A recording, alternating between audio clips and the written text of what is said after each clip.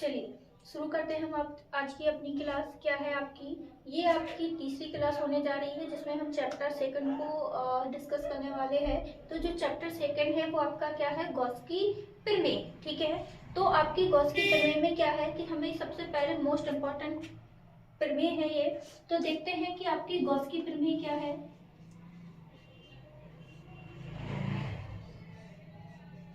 Gauss की प्रमेय, ठीक है।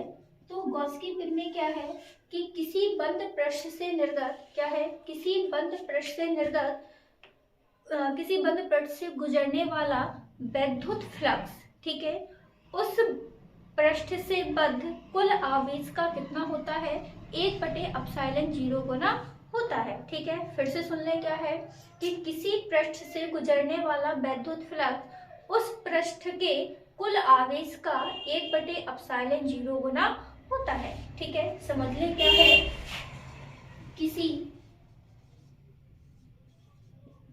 बंद पृष्ठ से गुजरने वाला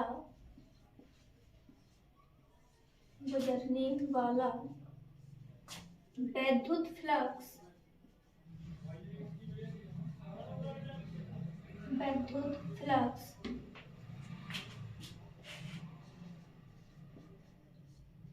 उस पृष्ठ से परिबद्ध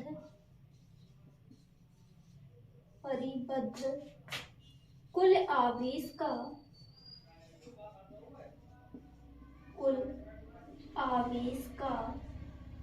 1/ε0 गुना होता है। ठीक है, क्या फाई ई बराबर Q/ε0, ये हमें क्या करना है, सिद्ध करना है। ये हमारी गॉस की प्रमेय है कि किसी बंद पृष्ठ से गुजरने वाला जो आपका वैद्युत फ्लक्स होता है वो उस पृष्ठ से परिबद्ध कुल आवेश का कितना होता है, 1/ε0 गुना होता है। चलिए इसको हम सॉल्व करते हैं, आगे इसकी उत्पत्ति करते हैं। क्या है, उपपत्ति में हमने क्या लिया कि एक बिंदु O पर, ठीक है, ये बिंदु O है और इस पर एक आवेश आपका O रखा हुआ है। ठीक है, इस O से R दूरी पर आपका एक बिंदु P है।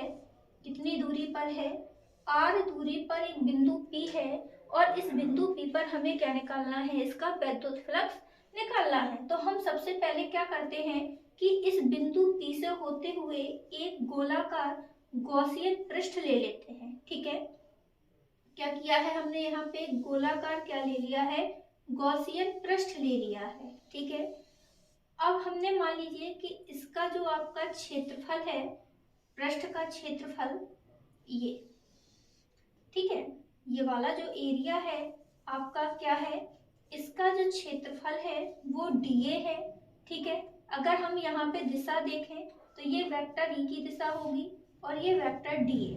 तो ये जो हमारा यहाँ पे कोण बना, ये हमारा घन कोण मतलब d ओमेगा कहलाता है, क्योंकि पृष्ठ के क्षेत्रफल के द्वारा जो उसके केंद्र पर कोण बनाता है उसको हम क्या कहते हैं, घन कोण कहते हैं। ठीक है, ये आपका थीटा हो गया।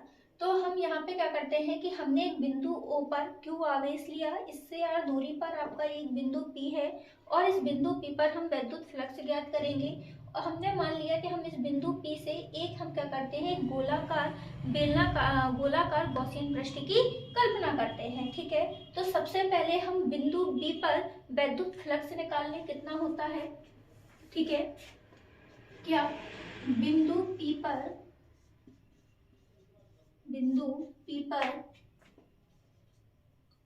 क्षेत्रफल अवयव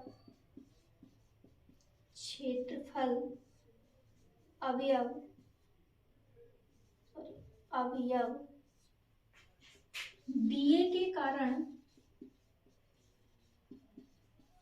वैद्युत फ्लक्स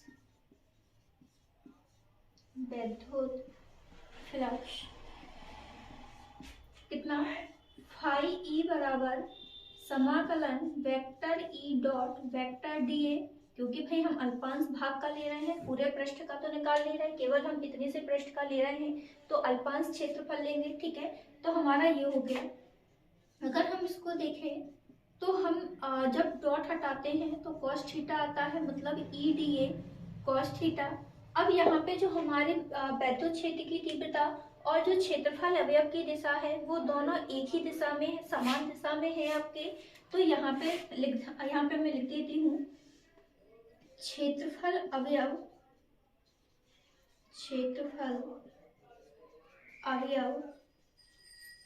डीए तथा वैद्युत क्षेत्र की तीव्रता की दिशा समान है, अतः थीटा हमारा कितना हो जाएगा भाई, 0 अंश हो जाएगा। रख देंगे यहाँ पे हम, तो हमारा जो फाई बराबर आएगा वो समाकलन ई डी ए आ गया। ठीक है, अब यहाँ पे हम क्या करें, हम जानते हैं कि एक बिंदु आवेश के कारण वैद्युत क्षेत्र की तीव्रता कितनी होती है आपकी 1/4πε0 Q/r²। रख देंगे हम यहाँ पर। ठीक है, इसको हम समीकरण 1 मान लेते हैं। तो फाई ई बराबर ये कितना हो जाएगा 1/4πε0 Q/r² इंटू डी ए। ठीक, तो ये भाई Q/4πε0 हमारा बाहर आ जाएगा और यहाँ पे क्या बचेगा, समाकलन dA/r²। ठीक, तो ये हमारा घनकोण कहलाता है। कितना, ये हो जाएगा डी ओमेगा। ठीक है, इसका हम समाकलन निकालेंगे तो हमारा कितना आएगा, चलिए मैं यहाँ पे सॉल्व कर देती हूँ, थोड़ी सा ही बचा हुआ है। ठीक है, तो यहाँ पे इसको सॉल्व करेंगे तो फाई ई बराबर कितना आ जाएगा Q/4πε0 इंटू ओमेगा, और ये जो आपका घनकोण होता है वो 4 पाई होता है, या फिर हम ये कह लें कि इसका जो पूरा मान होता है वो कितना होता है 4 पाई होता है। तो 4 पाई से 4 पाई कैंसिल हुआ, तो फाई ई बराबर कितना आ जाएगा Q/ε0। तो ये हमने सिद्ध कर लिया कि किसी बंद पृष्ठ से निर्गत जो उसका वैद्युत फ्लक्स होता है वो कुल आवेश का कितना होता है 1/ε0 गुना होता है।